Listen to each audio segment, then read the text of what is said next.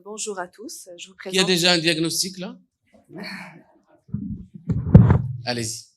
Donc justement, on a choisi ce titre pour un peu résumer la complexité du cas que nous allons voir tous ensemble. Alors,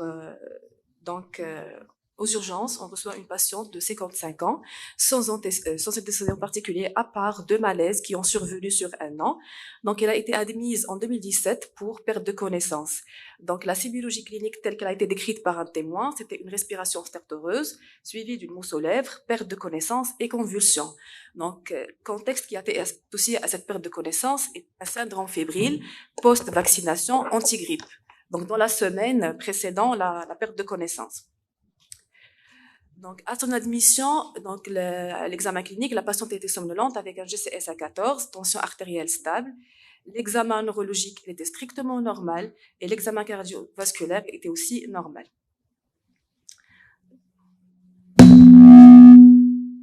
Donc, quelles sont vos hypothèses diagnostiques?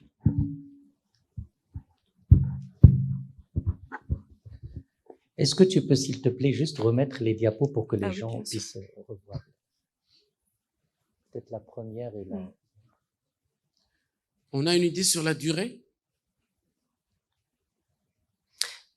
La durée de la crise. C'était très bref, selon la famille.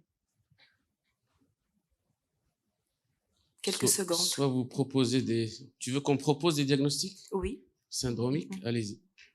Qui a une proposition? La salle a perdu connaissance. Donc, perte de connaissance brève. Stade? Pardon, ce que tu décris, c'est les 2 malaises? Oui, auparavant, il a fait 2 malaises. Non, mais les 2 malaises, c'est respiration stertoreuse ou En fait, ce que tu décris, c'est un épisode là? C'est l'épisode pour laquelle actuel. 2017. D'accord. Il avait fait 2 malaises avant. Mais c'est une crise la première question, est-ce que c'est une crise d'épilepsie? Oui. La première hypothèse. Déjà, puisqu'il a convulsé, oui. Répondez à la question de... Première hypothèse, crise d'épilepsie pour Sialem. Il a dû convulser. Il a dû ne pas convulser. Syncope. Ici, on propose syncope. Ça peut donner tout ça. Oui, donc... Syncope, convulsion, stertoreuse. Vu les antécédents. Syncope. Donc, syncope convulsivante, deuxième hypothèse. Oui. Donc, j'affiche rapidement pour ne pas tarder. Donc, on peut discuter aussi les causes métaboliques, l'hypoglycémie, les psychogènes, et pourquoi pas des encéphalite aiguës. Donc, on peut, dans l'ensemble, discuter pas mal de diagnostics. Mais, a priori, ça sort les syncopes et les crises convulsives en premier. Donc, dans la suite de ça, quels sont les examens complémentaires que vous allez demander en premier? Donc, ça va de soi. Alors, on est à quel délai par rapport à le deuxième? Il est arrivé combien de temps après? Il est arrivé combien de temps? La crise, en tout cas là où il y a eu la mousse aux lèvres, etc. C'était, pour la famille, c'était bref, en quelques secondes. Ça a été vu à l'hôpital quand? C'était... Quelques heures. Donc oui. un EEG quand même paraît quand même un examen. Donc EEG imagé en même temps. Oui. Rapidement. EEG. D'accord, donc imagerie était normale, scanner cérébral dans l'immédiat, IRM cérébral par la suite était normal, et l'EEG intercritique, donc fait dans la suite.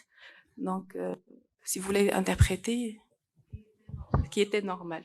On peut prendre quand même rapidement quelqu'un qui pourrait interpréter. Est-ce que quelqu'un pourrait interpréter l'EEG rapidement? Non, sur ce tracé, non. C'est très intéressant, justement. Donc, d'accord, donc je pense qu'on a évoqué aussi les syncopes. Donc, en parallèle, on doit démarrer un bilan cardiaque, exploration cardiaque. Donc, il a montré un ECG, il a montré le bloc de branche droit complet, le TT était normal, l'autre ECG de 24 heures était normal, l'IRM cardiaque normal et la coronarographie était normale. Vous retenez? Qu'elle est normale.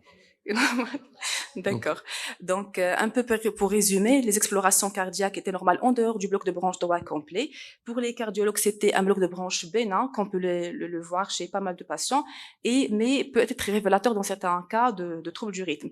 Pour l'exploration neurologique était normale. Par ailleurs, la patiente, après son réveil, elle a décrit qu'elle ressentait à chaque fois des auras à type de gêne épigastrique, striction thoracique, sensation d'étouffement.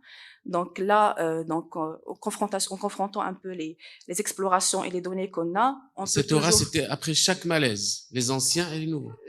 Surtout Surtout Oui, surtout la dernière. Surtout la dernière Surtout fois. la dernière. D'accord. Donc, ah bon.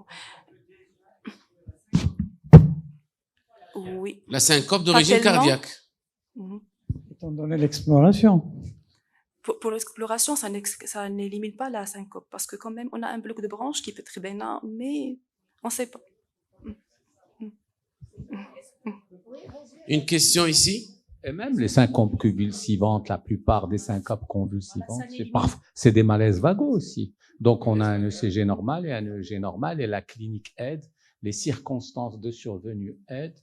Là, il y a bien sûr un épisode fébrile qui a précédé, dont on ne connaît pas, l'étiologie ni l'origine. Suite à une vaccination, mais... Oui, et ça n'élimine pas une crise d'épilepsie focale qui commence par des signes dysautonomiques, une gêne épigastrique, peut-être insulaire ou bien temporale interne, avec trouble de rythme cardiaque. D'accord. Donc, c'est pour ça qu'on est resté dans les deux pistes. Pardon. Quel est le délai entre la crise et la vaccination? C'était une semaine. Mais la patiente, quand même, il ne faut pas oublier qu'elle a fait des malaises avant la vaccination aussi. Et pour elle, pour la famille, c'était identique. Les deux malaises de... Je pense que pour la première fois, c'était pas assisté par quelqu'un. C'était juste, c'était pas avec convulsion. C'est comme juste un malaise. Est-ce qu'on peut évoquer une crise dysautonomique dans le cadre d'une encéphalite auto-immune, par exemple? Donc une crise épileptique toujours symptomatique, soi-disant. Oui. C'est ça. Oui, on peut la discuter. C'est possible, mais il n'est pas probable. C'est vrai qu'il y a un biais parfois de raisonnement, on est en auto-immune, mais dans ce genre de situation, on n'évoque pas quand même l'auto-immunité, il a fait 2 malaises et puis une seule crise. C'est quand même un diagnostic possible, mais c'est loin d'être le cas dans la pratique de tous les jours. Très bien. Donc, je pense qu'on doit rester sur les deux pistes, toujours épilepsie focale avec altération de conscience, vu l'aura rapporté par la patiente, avec plus ou moins peut-être une dysautonomie, comme ça a été dit dans la salle, ou bien une syncope convulsivante, donc qui a dû entraîner une crise épileptique par bas débit cérébral, vu les troubles du rythme probablement, donc l'antécédent de malaise qu'elle a la patiente, et aussi l'aura décrite par la patiente, la sensation d'obstruction thoracique peut être confondue avec la douleur. On peut confondre aussi les palpitations comme des prodromes de crise épileptique. Et je pense que là, on est déjà loin de crise psychogène. Donc, pour l'évolution, la patiente, elle a été mise par les cardios par l'aspirine, donc adressée au neuro pour avis. Donc, on a mis le Keppra, 500 mg, 2 comprimés par jour.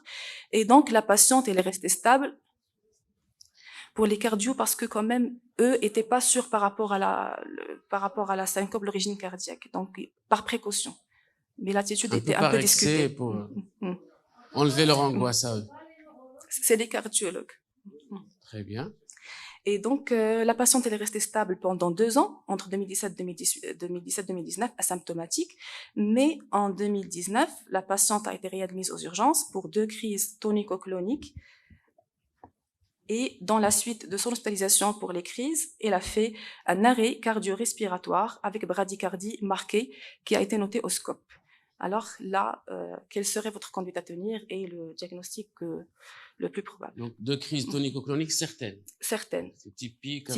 Avec convulsion. Sous Keppra, 1 gramme. Sous Keppra, sous 1 gramme, Keppra. avec une stabilité de 2 ans sous traitement. 1 gramme. Oui. Bon. Quoi, l'arrêt?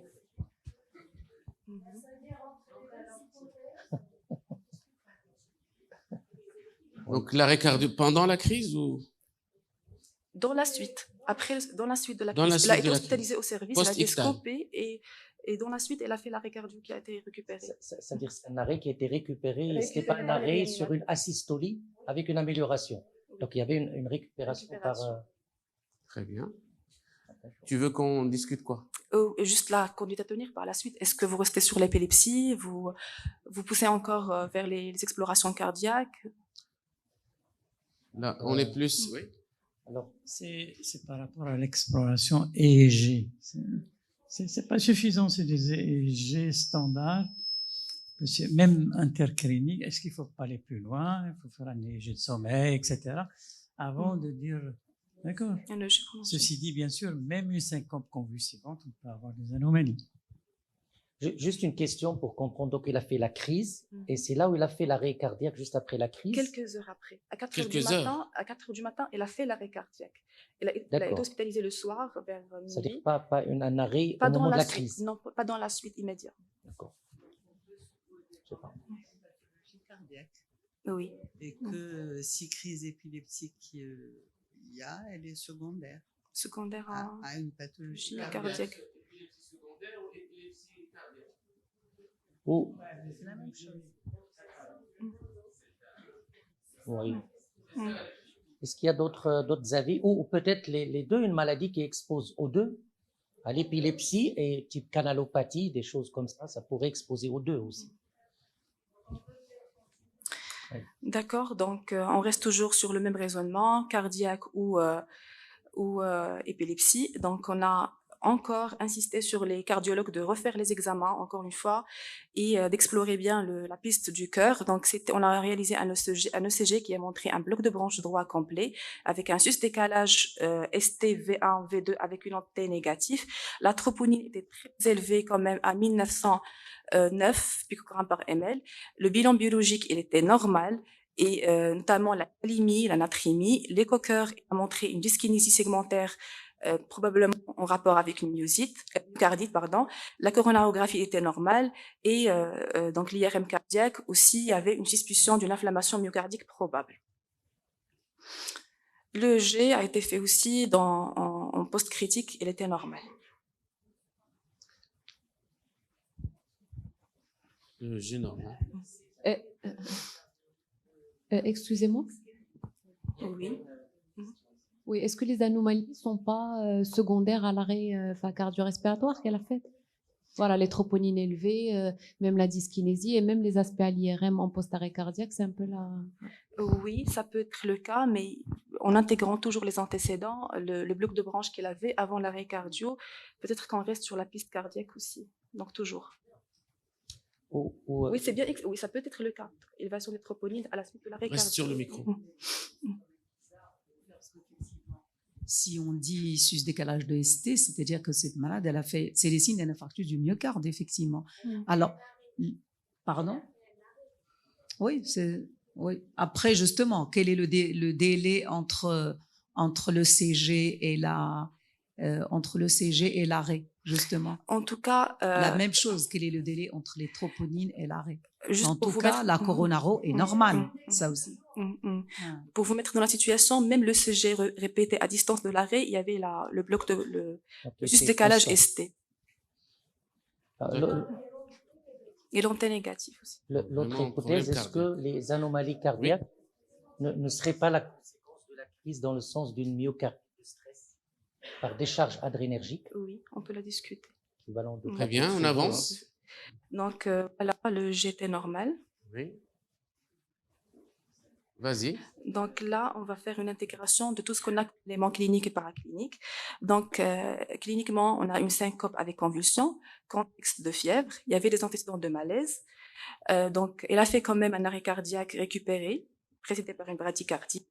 Donc, on avait des troponines élevées qui pouvaient être en rapport avec l'ischémie. Bien sûr, c'est l'urgence principale, raison pour laquelle on a fait la coronarographie en urgence qui était normale, mais qui pouvait aussi être en rapport avec tachycardie ventriculaire. Donc, l'IRM cardiaque a montré une atteinte myocardique non ischémique probablement transitoire et le CG a montré un bloc de branche avec sus-décalage ST sur les dérivations de V1 normalement avec 3. Pardon, c'était juste photofrappe. Antérieur. De V1 à V3. Pour nous, c'est la même chose. Oui. C'est plus étendu. C'est ça ce qu'on appelle une étude en aveugle. Vas-y. Donc là, on est devant donc, une alerte majeure pour un trouble du rythme ventriculaire, a priori. Et donc, c'était là où les cardiologues ont posé le diagnostic. Alors, qu'est-ce que vous tenez? Je pense que là, on est loin de l'épilepsie. On a beaucoup d'éléments pour une cardiopathie.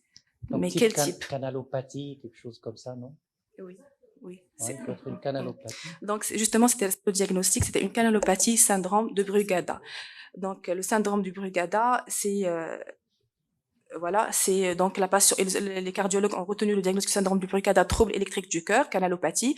La patiente, elle a été implantée par un défibrillateur monochambre en 2019. Depuis, elle n'a plus refait de crise épileptique et on a pu arrêter progressivement les antiépileptiques. Donc, murmure du cœur, tumulte de l'esprit, on peut le dire autrement, murmure de l'ECG, tumulte de l'EEG. Donc voilà, donc juste pour un petit rappel, donc les syncopes, les crises épileptiques, les crises psychogènes, donc sont les principales causes de perte de connaissance, avec des frontières entre ces phénomènes qui ne sont pas toujours simples, difficiles à élucider, et il y a quand même un pourcentage assez élevé d'erreurs diagnostiques lors de la première crise qui peut atteindre jusqu'à 25% des cas. Donc la frontière, on a dit que c'était vraiment pas simple. Donc syncope peut donner une crise peut donner une syncope. Syncope, c'est une interruption brutale et brève de la conscience avec une perte du tonus musculaire secondaire à une hypoperfusion cérébrale globale transitoire. Et la crise peut avoir des perturbations dysautonomiques prodromales qui peuvent être voisines à celles d'une syncope, notamment vagale. Donc, d'où l'intérêt toujours de faire un interrogatoire avec la famille, avec l'entourage et pré-crise et aussi pour le déroulement de la crise. Donc, plusieurs situations, syncope peut être d'origine cardiaque, c'est l'urgence, l'ischémie, sur un cœur, sur anomalie structurale, ou bien électrique, sur un cœur sain. Donc, il faut toujours écarter l'urgence.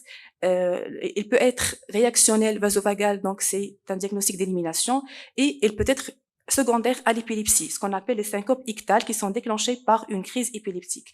Donc, même chose pour la crise épileptique, donc il peut être déclenché par une syncope, donc ils sont rares mais possibles suite à l'anoxie, ou bien on peut avoir une authentique crise focale avec altération de conscience, et c'est le dilemme toujours de qui a précédé, donc syncope cause aux conséquences, c'est le dilemme poule ou œuf. Donc là, ce schéma, il montre un petit peu donc le rapport entre les syncopes et les crises épileptiques, et en particulier le Central Autonomic Network qui à l'origine de réponses neurovégétatives des crises épileptiques, notamment donc les structures corticales, système limbique insulaire et le cortex cingulaire, qui peuvent des crises déclenchées par la suite des syncopes induises par des crises épileptiques, aussi bien le cœur par des troubles du rythme, il peut entraîner donc des crises épileptiques, et la situation qui peut associer les deux, c'est qu'on a une prédisposition génétique, c'est-à-dire des canalopathies qui peuvent entraîner à la fois donc des troubles du rythme cardiaque, syncope, et à la fois des crises épileptiques d'origine vraiment cérébrale. Donc là, j'illustre par un cas de syncope ictale. Donc là, c'est un enregistrement vidéo EG avec dérivation ECG associée, d'où l'intérêt toujours d'associer l'ECG avec le G. Donc il a montré une asystolie donc ictale, qui a été associée à une perte de connaissance. Donc la crise, elle a commencé sur la dérivation temporale à droite, ou la flèche numéro 1, et la systolie, elle est survenue juste après 32 secondes, suivi d'une syncope. Donc, un enregistrement d'une asystolie supérieure à 3 secondes précédé par la survenue d'une décharge critique, EEG, confirme le diagnostic. Donc, quelques mots pour le syndrome de Brugada-canalopathie. C'est un continuum cérébro-cardio-cérébral. C'est maladie génétique héréditaire, donc caractérisée par une anomalie du canal sodium-canalopathie. Il y a des cas rapportés d'association avec épilepsie, comme on l'avait dit, donc notamment avec la mutation avec le canal sodique A5, et donc c'est une atteinte qui va toucher le rythme cardiaque, mais sans anomalie structurelle. Donc l'aspect EEG et les caractéristiques, on va avoir donc le sus-décalage ST sur le CG. Le CG. Donc, aspect ECG caractéristique, donc, il montre un sus-décalage ST sur les dérivations V1, V3 avec bloc de branche droit et l'anté négatif. On peut avoir deux types, un type 1 qui est classique, un type 2 qui est moins classique.